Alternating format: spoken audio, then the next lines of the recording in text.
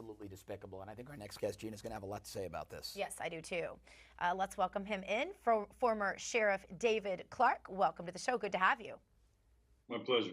You know, Sheriff, are we not, this is disgraceful. This is disgraceful. We're watching video of the Portland police, and I feel they're being ordered by far-left politicians to stand down. Now, here's what Portland Police Chief Danielle Outlaw said in a statement about the violence over the weekend.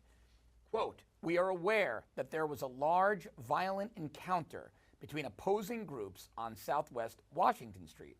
Officers responded to the scene and used less lethal munitions to break up the fight and prevent further violence."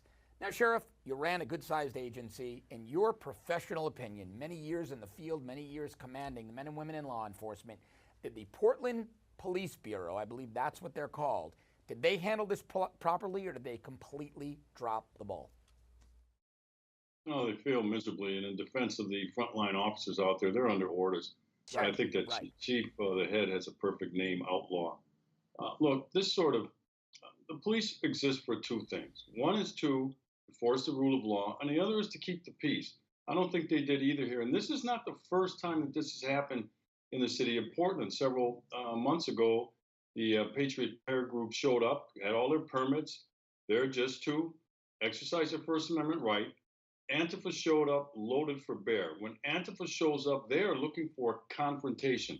In that other incident, the police found weapons that Antifa had showed up on the scene with. And once that happened, once that's identified, Antifa needs to be dispersed. That's the end of it. No more.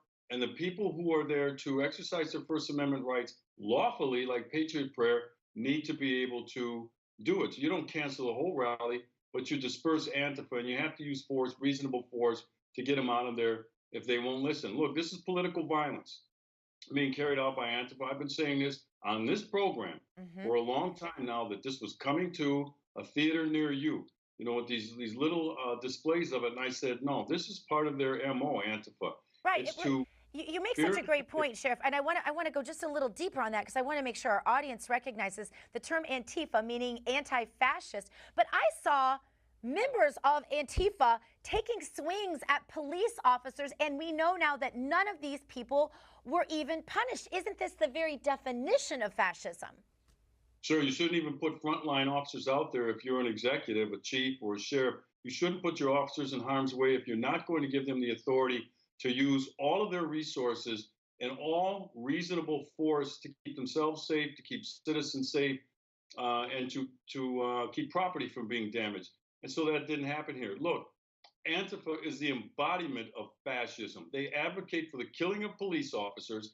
They advocate for the downfall of the United States government. They are not a protest group. They are not counter demonstrators.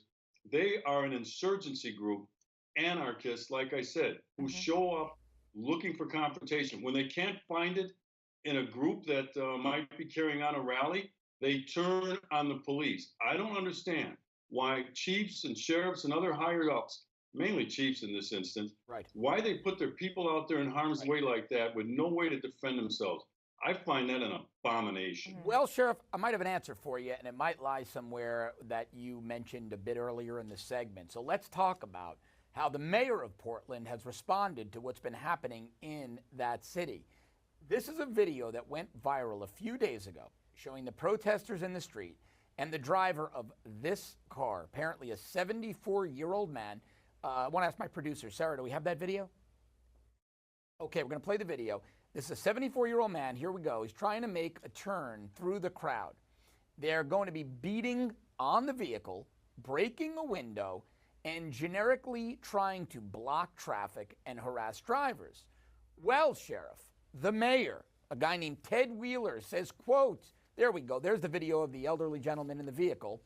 Mayor says, quote, I was appalled by what I saw in the video, but I support the Portland Police Bureau's decision not to intervene. There was a guy, me, who comes out of the NYPD, the agency that wrote the book on disorder control. Wow. It pains me, Sheriff, to watch that. It pains me to watch what I consider to be savages running the streets of Portland and good citizens not being able to get from point A to point B without being accosted and potentially beaten.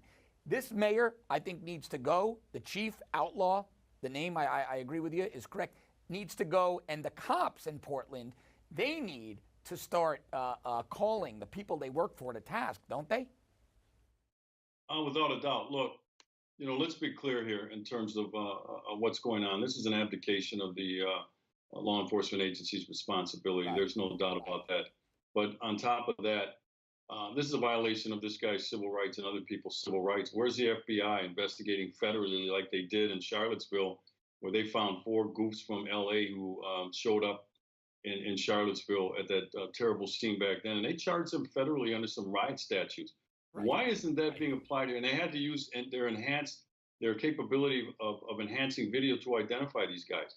And I applaud that, but that should go for this side too. They should be identifying these people, charging them federally. But again, law enforcement seems to be not the cops, not the frontline cops. They don't call the shots, but they seem to be, and it's a tacit approval really when they allow these goons to go on like that. But I'll tell you what, the day is coming.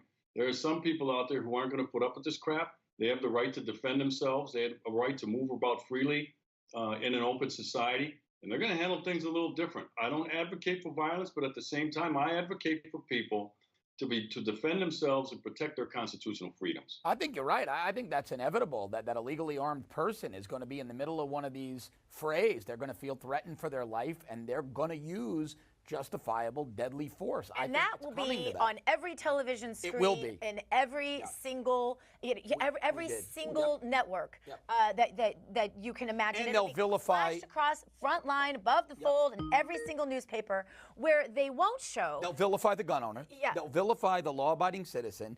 Legally defending themselves. There will be new legislation across the board in every state proposing that legal gun owners have their rights taken away, and so the story will go based on one incident as opposed to the thousands we've seen thousands of incidents where nothing is done. And let me tell you, personal perspective, I worked disorder control situations in New York City, mini riots, things like that. Yeah. That's worse. Yeah. That's worse. I believe we do have Sheriff Clarke back. We lost him for a moment. There he is. Yeah, I want to go to talk about some of the heated political rhetoric, Sheriff, coming out of Democrat politicians. Hillary Clinton now saying civility can return if Democrats retake the House. Former AG Eric Holder said when Republicans go low, we kick them. That's a direct quote. And the list goes on and on, as you know. Well, we now have Bernie Sanders on George Stephanopoulos' show over the weekend, refusing to condemn political violence and protesters who've been getting up in the face of Republican politicians. We saw plenty of that recently during the Kavanaugh debate, as you know.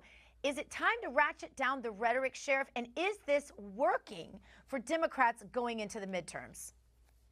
Well, I don't know if it's working in terms of ratcheting it down. They're not going to do that. They understand that they're on the brink.